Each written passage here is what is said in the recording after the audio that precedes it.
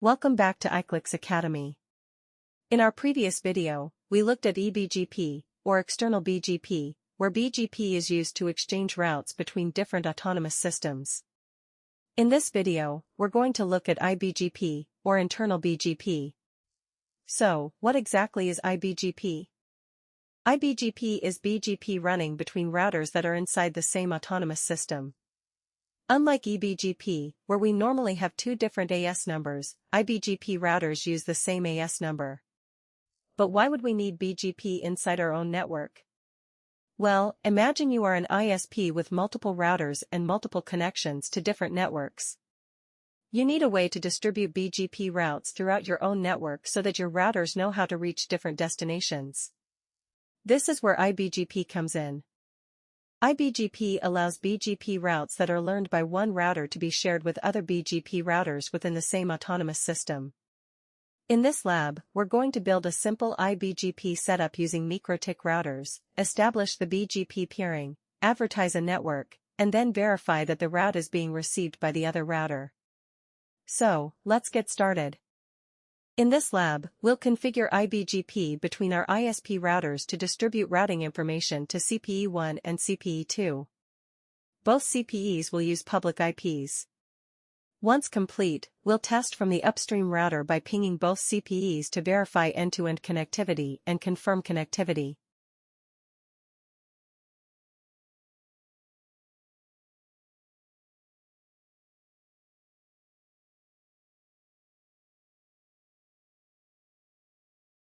Let's ping the point-to-point IP from the core router to router 2, edge, and see if we can reach it.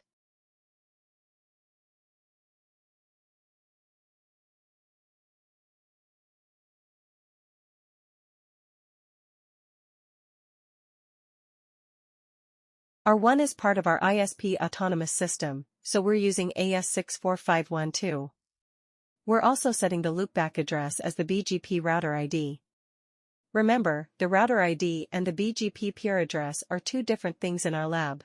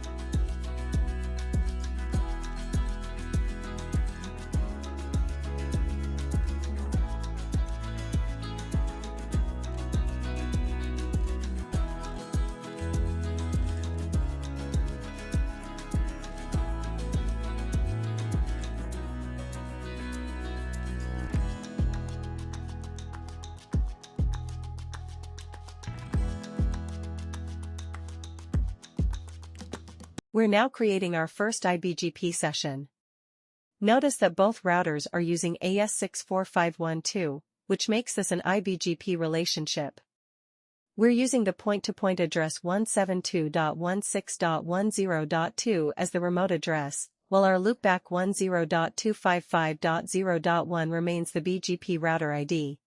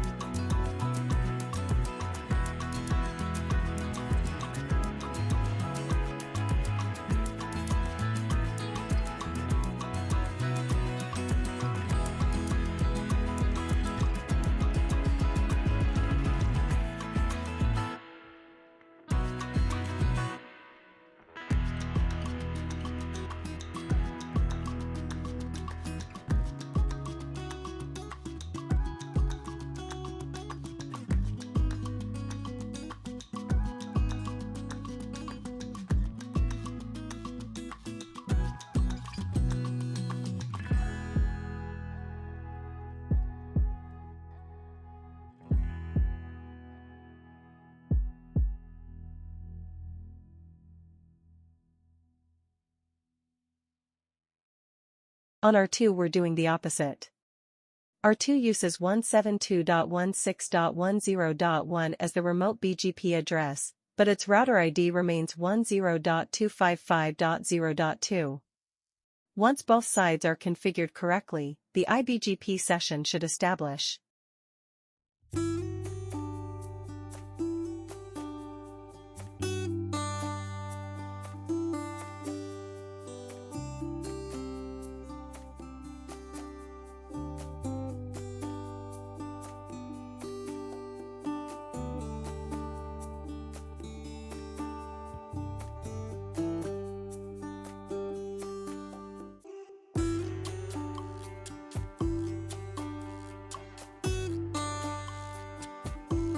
Let's test whether router 2 can reach the internet. We can see that it currently cannot, because we need to advertise the default route via BGP and configure the core router as router 2's next hop gateway for internet traffic. We can see it is working now.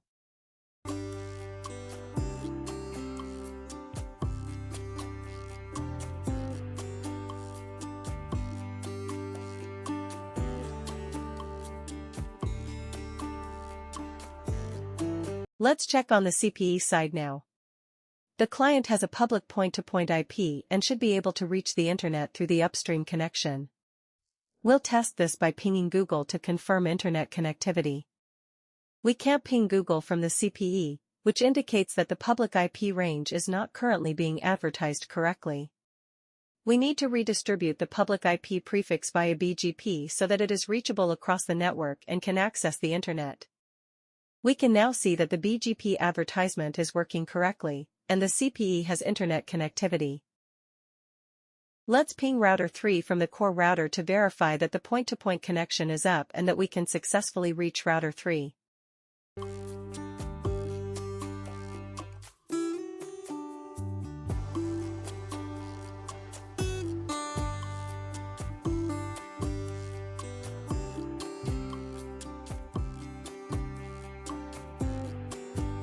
We are now going to configure the same setup on router 3 using IBGP. Just remember that the point-to-point IPs are used for the local and remote addresses, while the loopback IP is used as the BGP router ID. Also, because this is IBGP, both routers must use the same ASN.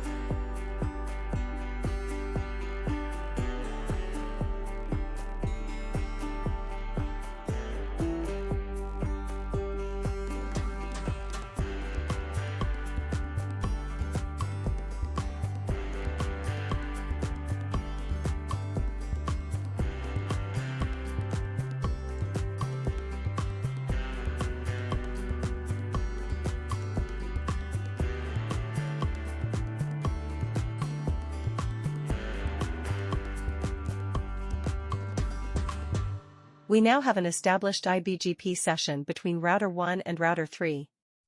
Let's test the internet connectivity from router 3 and verify that it can successfully reach the internet.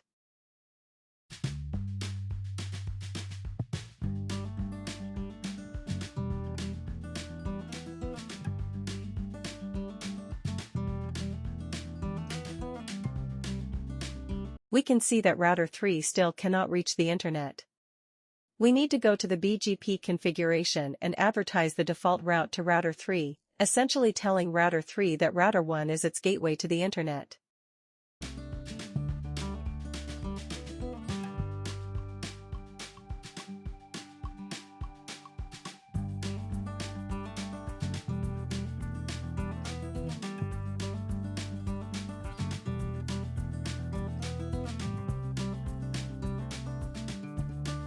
We can see that router 3 still cannot reach the internet. We need to go to the BGP configuration and advertise the default route to router 3, essentially telling router 3 that router 1 is its gateway to the internet.